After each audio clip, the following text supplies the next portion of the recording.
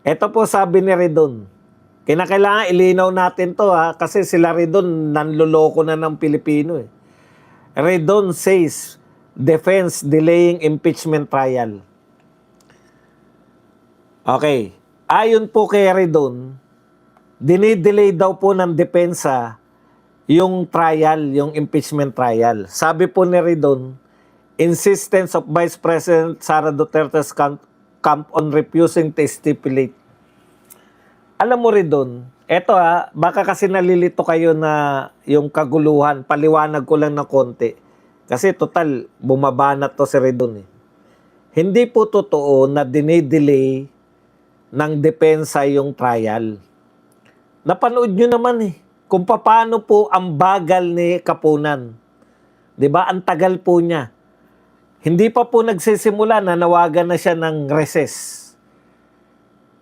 Okay. Tapos, inuungkat nila, marami silang papeles. Ganito po yan. No? Ang gusto ni Kapunan, kaya po na-delay, hindi po kagagawan niya nung defense attorney. Kagagawan po yan ni Kapunan. Kasi instead na mag-present na lang kayo, ang gusto pa po nila, kaya nag-recess eh. 'Di ba? Pagtayo pa lang, nananawagan po ako ng recess. Bakit? Hindi po kasi ini-stipulate. Ano po ba meaning ng stipulate? Gusto po niyang ni Kapunan at saka ng prosecution, ayunan ng depensa yung kanilang mga daladalang dokumento, aayon sila, opo, tama po yan. Yun po yung stipulation.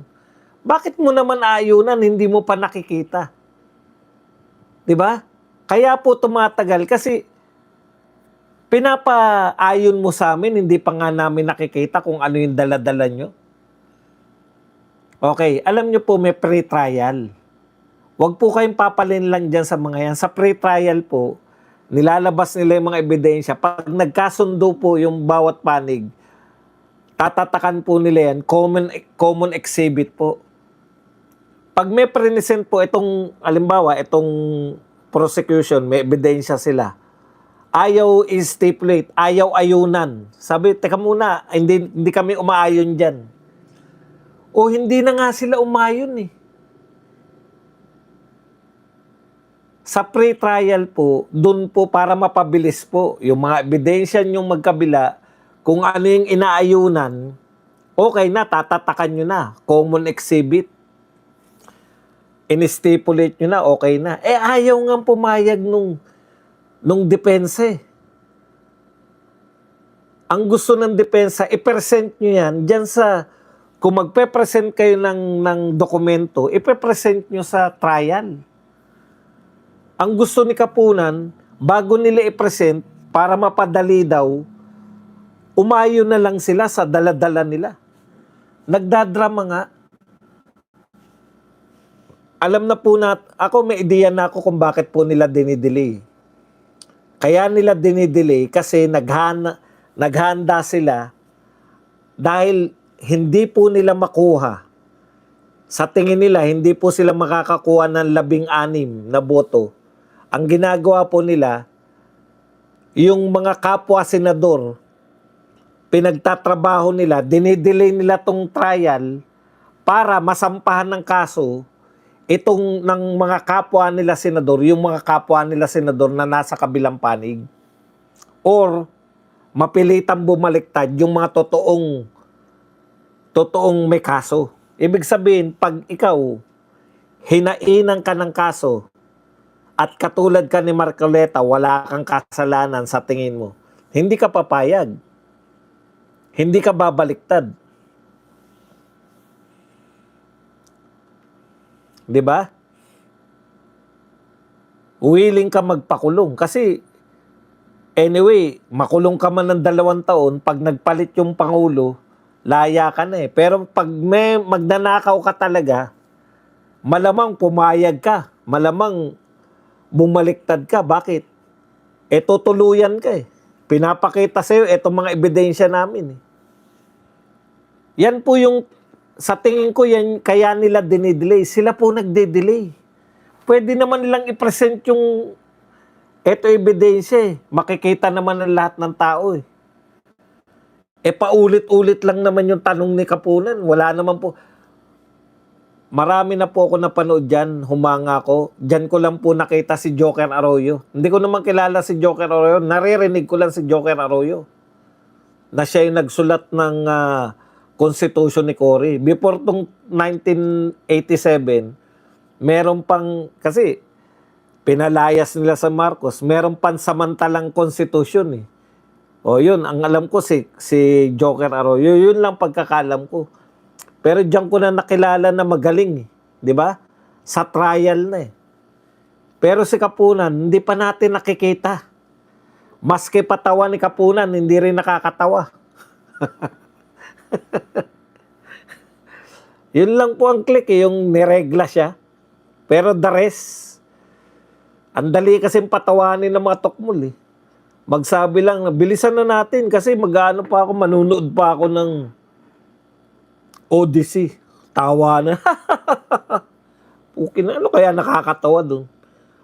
Sa madaling salita, mga kapatid, hindi po depensa yung nagpe-present ngayon.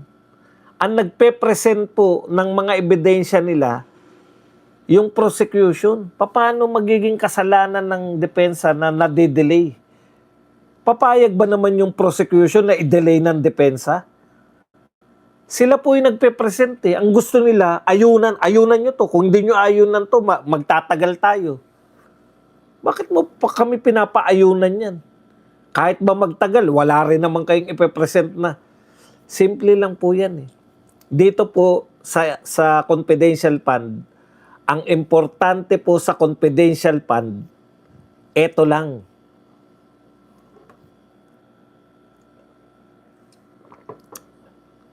Patunayan nyo na napunta kay BP Sara yung mga misuse na yan. Kasi kung misuse lang po yan, hindi po yan impeachable offense.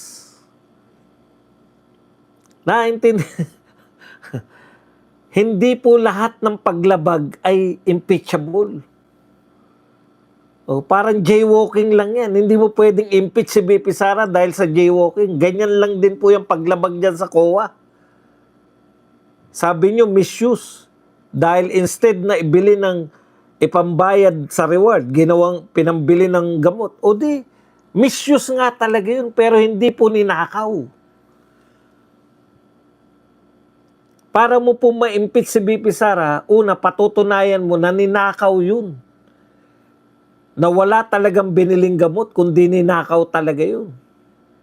Okay. Kung hindi po yan ninakaw, misuse po.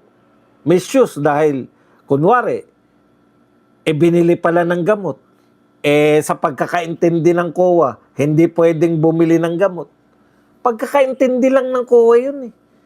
Walang pagnanakaw, walang graft and corruption, wala ring plunder kung hindi mo binulsa yung pera na yun.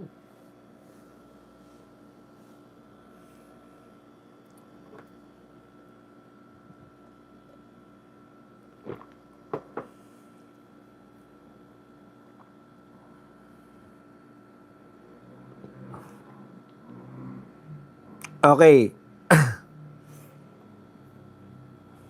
Teka lang ha. Kaya hindi totoo itong sinasabi ni Redon na nagde-delay yung depensa. Kung ano po nilatag, pag sinabi po ng prosecution, tapos na kami, tapos na kayo. Hindi nyo tinatapos eh. Etong pinakamalaki kong tanong. Kaya po nila nilabas si Madriaga. Si Madriaga po yung magpapatunay na ginastos ng kaya napunta kay BP Sara, di ba? Siya yung testigo nila eh. Ang tanong namin ngayon, bakit po si Madriaga ay wala na po at hindi nyo nagagawing testigo? Si Madriaga po ang pangunahin yung testigo nung hiring-hiringan kayo. Bakit po ngayon hindi nyo naiharap si Madriaga? Sinagot po yan nung attorney. Nakalimutan ko na yung attorney, yung in-interview ni ni Pinky Webb. Ang sabi, kaya nila hindi na iharap si Madriaga kasi si Madriaga, yan yung magiging funeral nitong mga prosecution. Saan kayo nakakita yung pangunahin nilang testigo, hindi nila iharap sa impeachment? So, sino na ngayon na magpapatunay na napunta yan kay BP Sara? Sino na ngayon yung testigo nyo na magsasabi na binulsa yan ni BP Sara? Kung yan po ay hindi napunta at hindi ninakaw ni BP Sara, kahit na ano pang paglabag yan, hindi po yan impeachable offense. Hindi po yan criminal, hindi po yan kasong kriminal. Therefore, hindi rin po yan pwedeng makonsider na impeachable offense. Kasi hindi siya graft and corruption, hindi rin siya plunder. O ano siya? Wala siya rin sa impeachable. Kaya itong lahat, pag-aaksaya lang yan. Babasahin nila isa-isa. Sino nagpirma ng approve? Ganon din yan, mauulit lang yung ginawa ni Wamil dyan sa pangalawa nilang testigo. Ang importante, may magsabi na ninakaw ni BP Sara. Yan, si Madriaga dapat yun, di ba? Kaso hindi na raw nila iharap si Madriaga. Bakit? Ano sabi? Sino ba yung attorney na yun? Si Panelo yata yun, batang Panelo. Ano sabi? Ang sarap po yung mga attorney raw, gigil na, yung kumbaga atat na silang i-cross-examine si Madriaga kasi kayang-kaya po nila mapalabas na nagsisinungaling. Ang tawag nga ni si Panelo yata yun eh. Yung batang Panelo. Yung attorney na yun. Ang tawag nga nila con artist yan si Madriaga. Kung con artist yan, madali po nilang mapapalabas yung pagsisinungaling niya. O, di ba? Ang sarap. Okay.